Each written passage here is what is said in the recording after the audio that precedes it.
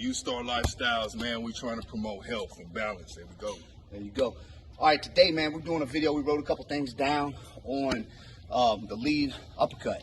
All right, how to set it up, how to get off the center line, what angle you need to be at before you throw it, how to blind fighters while you're on the inside of the pocket, from arm pulling downs to a whole bunch of different strategies that we're going to use to show you guys. We definitely got a good one set up for y'all, man. This lead uppercut, it takes a very well-rounded fighter to throw this punch effectively, all right? So what we're going to teach you first is off the counter, and then we're going to put some stuff together that you're going to use it in different scenarios. We're going to try to imitate Tyson a little bit on how to bring the guard down, going to lead uppercut to the body, bring the guard down, and then coming back up to the head. Different setups with this lead uppercut, guys. This is a rare lesson. A lot of people throw that uppercut from the back effectively, but really straight from throwing it from the lead arm is a very inconspicuous punch that you could slip in and gain ground with this punch. So please, pay attention. I used to use this punch a lot in MMA, man. I used to set this punch up a lot. It was more of a fake uppercut to really land my overhand. But I always used to use that lead uppercut to that overhand. I did that a lot, even with the kicks and stuff. When people kick me, I wouldn't even check the kick. I would just come straight over with the overhand and stuff. So that lead uppercut has always been an arsenal. Even if I wasn't using it like I'm using it in boxing, it still was a good setup for other punches coming, man. And you can use that for setups also, for more counters and stuff and more punches. Exactly. So let's start off with that with the counter. All right. So what we're going to be doing is we're both going to be lined up orthodox. If you're southpaw, just reverse it. Everything is reversed with the opposite stance. So basically, we're going to throw that cross. The first setup is that slip, and we're going to show you how easily you can slip this lead uppercut under the guard. All right, especially for a shorter fighter. A shorter fighter should use this, especially when you're inside the reach of a taller fighter. And I'm going to show you guys how to use it really on the inside by fighting in the pocket. I'm going to show you a couple different strategies to throw from inside the pocket for you shorter fighters that have already closed the distance that's inside, when you guys are head to head or you got your head on their chest or whatever. I'm going to show you how to slip this thing in, man. All right, so we're going to start with the counter. All right, so I'm lined up orthodox position. If I throw that cross and he comes to the side here, look how wide open he is there. Yep. All right, so when that lead uppercut slips under, what you want to be mindful is you don't want to charge too much. All right, so if you're throwing the cross, throw the cross mouse, boom, through the cross, boom. If I'm charging here, he's already going to have that hook coming at me, right? So basically what we want to do is anticipate the punch and throw that lead uppercut as inconspicuous as possible, just like so. Bow! It's almost right on the money. As soon as he throws that punch there, I'm slipping to the side and I'm coming right under with that lead uppercut. So let's show him what's up. All right, go. Good. Good. Good. Now when you're throwing this punch, you want to make sure you're getting under the punch and you're throwing the uppercut correctly. All right? Talking about the center line too. Good. The center line, the Mason-Dixon line. When you're throwing this punch here, a lot of people call it a lot of different things. If you type in Mason-Dixon line, you're going to get the definition, but the center line is basically what we're referring to, all right? So when you're stepping off of that line there, everything that's coming straight forward is going to be knocked off of your plane of movement. So when you're coming off of that line here, you got to twerk your hips counterclockwise and come up with the punch. All right. That's where you're going to get your power with it. It's through your hips, guys, and it's getting your head off of that center line that's going to stop you from getting hit. You have to get up. You're not just standing here throwing a punch. You know what I'm saying? I'm not just standing there doing this. Everything is coming off of my hips, coming back. All right. Everything is off my hips, off that foot. Everything is coming from here. All the drive, all the power is coming from here. Exactly. That manipulation of the twerk of the hips is bringing the power, just like Mouse put emphasis on. But you want to load up that lead leg as needed. If you overload, it's going to be hard to move, but you want to load enough to where you can turn your hips, see this motion here, into the punch and come up. As a reference, I use my chin. I don't want to do none of the street fighter stuff you see on TV. That's another big one. That's come all the way up. Saying. Yeah. Dropping that arm all the way back here, man. Yeah. Your hands need to be near that face, and it's coming here. Exactly. Your arm can't come here because you come here, he's gonna come right up off that punch, man. You can see that coming. You can see that coming a million miles from away. a mile away. If I throw my hand back here to throw a punch, boom. Exactly. It's a wrap, man. Exactly. Everything's got to be here. It's real tight. Boom. Everything is real tight. Excellent. Also, we do feints. Feints to get in with it. Feints, yeah. Let's work with the jab. Now, the feint with the jab, you don't want to get figured out. All right. So this is the reason for the feint. You throw that lead uppercut. The third one, it's a gamble. You know what I mean? So you want to throw that lead jab into the uppercut. Try to change some things up to where it looks different and is unexpected. All right. So what we're going to do is throw the lead jab and then into the lead uppercut. All right, here we go. Boom, boom, good. Very explosive. Good. Good. Good, nice feint. Good. Let's turn that camera angle so they can see it. Here we go. Good. Good. Now when you're throwing different feints, you don't have to always throw that jab, all right? So if you're stepping off to the side and you're throwing a fake right hand or fake straight and you're coming in with the lead uppercut, it's just as confusing as throwing a feint with the jab. But you want to get the attention off of that lead uppercut. You want to sneak that in there. You want to do something in the pocket? Yes, in the pocket. Now the pocket, especially for shorter fighters. You don't want to sit at the end of my jab. If I'm sparring Mouse and he's at the end of my jab, it's a very, very long day for Mouse. But soon as he comes inside, that's my kryptonite number one. I hate fighting with it's like this. I can't stand it. Because as soon as they get in there, I'm fighting to get off. My length becomes my worst enemy. All right. So when you're coming inside and you fighting inside, and those short uppercuts that I can't see become deadly. All right. So if you're on the inside, if we're in here, and when you're in here, a lot of people expecting people to come in wide hooks or head shots or 1-2s or whatever. So if I'm in here, what I'm going to do is I'm going to throw two little lights. We call it changing gears when we're hitting the body and stuff like that. I'm not throwing two big punches and trying to come in here. I'm just blinding him out. You know what I'm saying? I'm just bang. You know what I'm saying? Coming up the pipe. Good. So I'm just right here. I'm right here. Boom, boom, boom, bang. Where they're not expecting it. Another good one, we were just talking about it, is pulling the arm down. Exactly.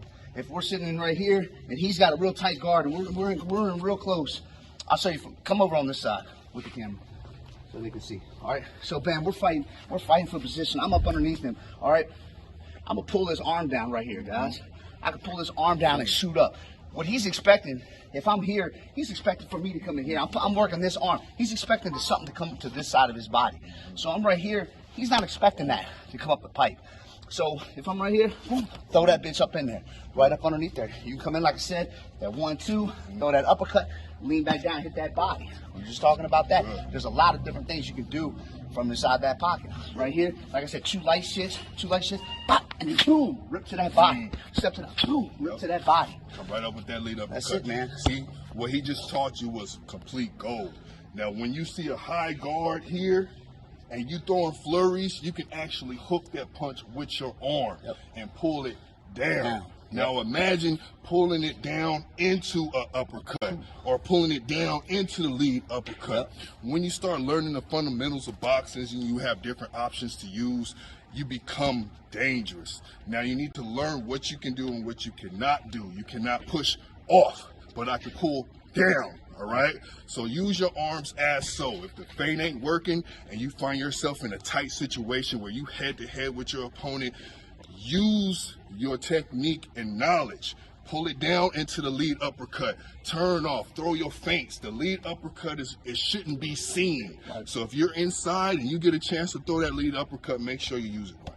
Yeah, I'm even like in the pocket, man. If I got you in the ropes and stuff, I do a lot of this type of shit, man. I do a lot of that stuff, man. I do a lot of holding. I do a lot of clinching. You know what I'm saying? I'll dirty box the shit out of you until they call whatever, man. You know they call it dirty boxing, dirty but box understand some of the greatest have these techniques down packed, especially when they're in trouble. All right. So if I'm getting in those Old man situations, tactics, baby. when I'm fighting an over-aggressive fighter, I jump right into that Philly shell. But the Philly shell is only going to work while I have the distance and I'm controlling the distance. When he's on me, I'm going to wrap. I'm going to use my posture with the shoulder. I like to use this move here. Now, this move here, being a southpaw fighter, oh, shit. This right here, when I come across here, I done took control of his whole body here. The only thing I have to worry about is my liver and this overhand shot. So this shot here, once I get here, I'm off and then I'm resetting.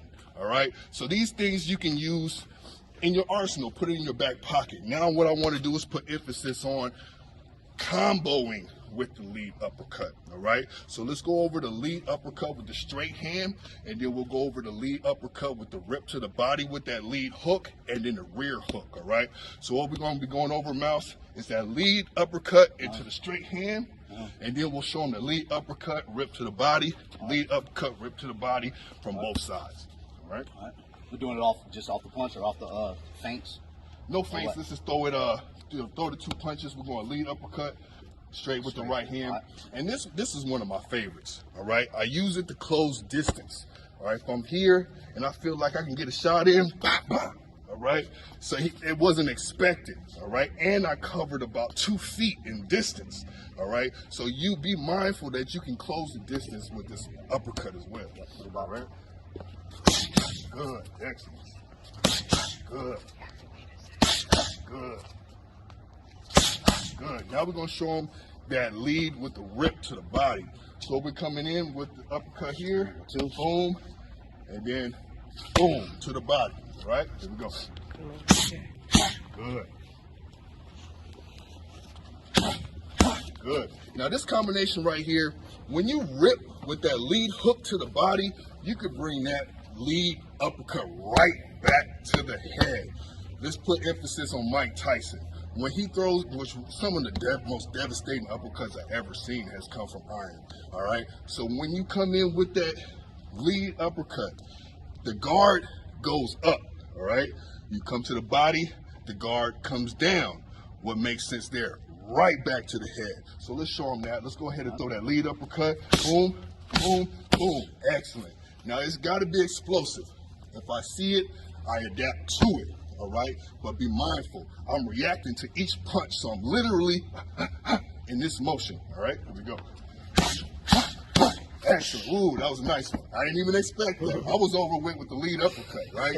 So he just, make sure I don't get up after the 10 count. All right, so let's go ahead and do the lead uppercut, and let's cut to the right side. Let's throw the hook to the body from the right side, and you can see how devastating it is now too. So now I'm worried about this, and you can come right back to the lead uppercut. All right.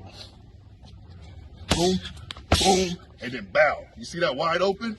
I'm here trying to block, all right? Shorter fighter, I have nothing. Boom, boom, bow, all right? Now, if you learn how to switch like he just did, if I throw the lead uppercut from here, boom, and I switch, I didn't close a whole nother foot off.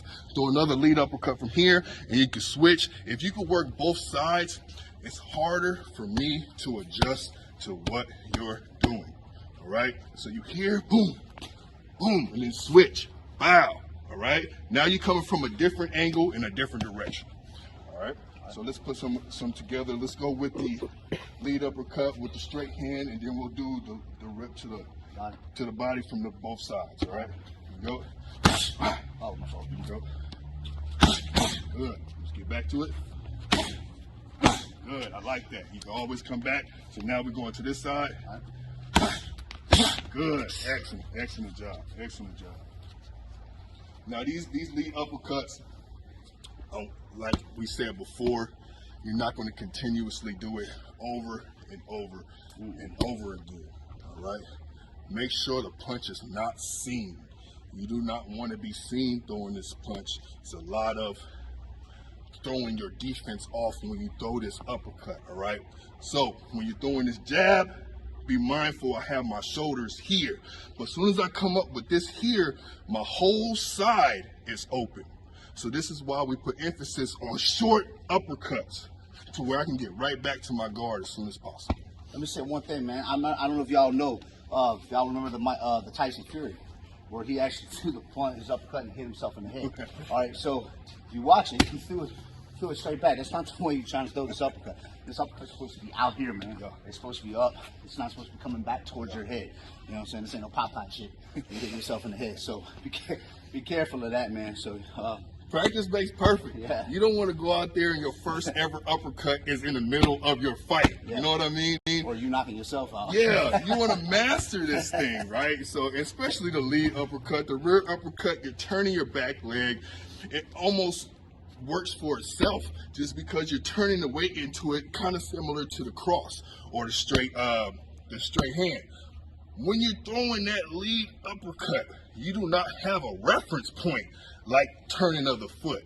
You have to know how to throw that punch. Like Mouse said, if you throw that punch and it's wrong, or you throw it and it's short where you alligator arming it like this here instead of opening it up like this here, you're going to touch yourself. Especially if I'm coming here and I'm bouncing off of his big mountain body and boom.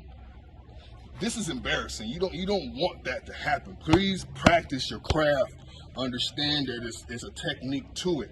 This is opening up, this is closed. We call this alligator arming. When you throw the uppercut like this here, you're really doing yourself an injustice. This is how far your reach is, all right? So when you throw the hook, you got half of that. When you throw the uppercut, you got about a third of that, all right? So understand what you're doing.